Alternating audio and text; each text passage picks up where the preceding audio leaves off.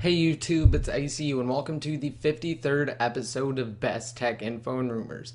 To start off, I wanted to talk about Apple's iPhone 4S. So someone from appvv.com actually got a hold of an iPhone 4S ahead of the device's launch, and they made a video on it demonstrating benchmark speed tests as well as Siri. And in this video, they actually went into the settings application, and there's a new option called Siri for iPhone 4S users. And inside of Siri's settings, you get a couple of different options, but the one that's most intriguing is the option to enable Raise to Speak, which will allow users to initiate Siri simply by raising the iPhone to their ear. So the video isn't really long, it's only about a minute or so, and it doesn't go into depth, it just shows benchmark speed tests. And when you do the same speed test on the iPhone 4, you'll notice that it's about half as fast as the results shown in the video for the iPhone 4S. Also related to the new iPhone 4S, AT&T is working with Apple to get the iPhone to say 4G up in the left-hand corner near the signal bars in the status bar instead of saying 3G. Now this is because the iPhone 4S on AT&T will get up to 14.4 megabits per second as opposed to speeds of up to 7.2 megabits per second on AT&T with the iPhone 4. So again, they're working with Apple to try and get it to say 4G in the status bar, and to do this, Apple would need to issue a post-release update for the iPhone 4S. Now, it wouldn't really be something major. It would just be a simple software update that you would install out of the box. So it's definitely a great marketing strategy for AT&T to say that they are the only carrier with a 4G capable iPhone. But again, these technically aren't real 4G speeds or speeds that are acceptable for a 4G standard. Also, the iPhone 4S is now the fastest selling iPhone in history. In less than 12 hours, AT&T alone received over 200,000 pre-orders, and this year's round of iPhone 4S pre-orders has already shattered all expectations of Apple and their carrier partners in the US, which would be AT&T, Verizon, and now Sprint. Also, if you didn't pre-order an iPhone 4S when they start taking pre-orders and you try and go to pre-order one now,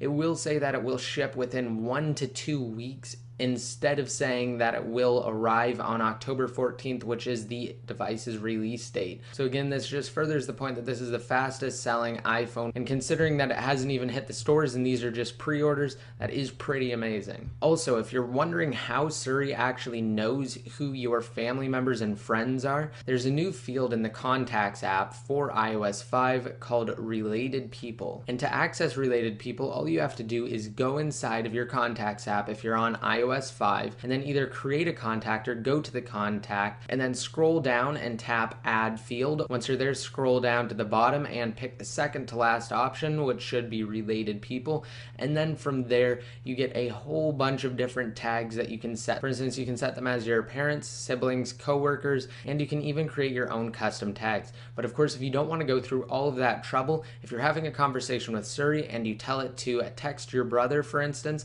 and if you don't have the Related People's tags set for your brother, then it will ask you who's your brother, and then you respond with the person's name, and then it will automatically add that tag for you. And then in the future, when you tell it to do something related to your brother or some other member of your family or friends that you've already programmed in, then it will remember who they are by cross-referencing all of your contacts with the Related People tag. And finally, Big Boss announced a new version of SBSettings specifically for iOS 5 and higher that integrates SBSettings into Notification Center. So a couple of weeks ago, they added a pre-release version of SBSettings on their beta repo. Well, now they have updated that pre-release version and announced some new features that will be coming to the next major release of SBSettings. And of course, the biggest feature is the integration into Notification Center. All right, so now I'm just going to talk about the giveaway for a second. So I have picked the winners, and the winner for the first gift card is Stacy NP14. So congratulations on winning one of the gift cards. And the second winner is Blue Ice 1270. So again, I have sent those people messages,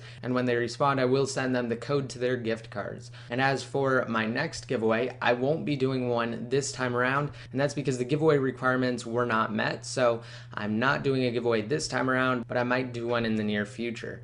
So I hope you guys like this video. I'll have everything I talked about in today's episode down below in the more info. And be sure to rate this video up if you liked it and hit that subscribe button to be notified every time I release a new video. And I'll also have links to my Facebook fan page and Twitter accounts down below in the more info. So be sure to like my Facebook fan page and follow my Twitter accounts to be updated more often. And until next time, this is ICU signing out.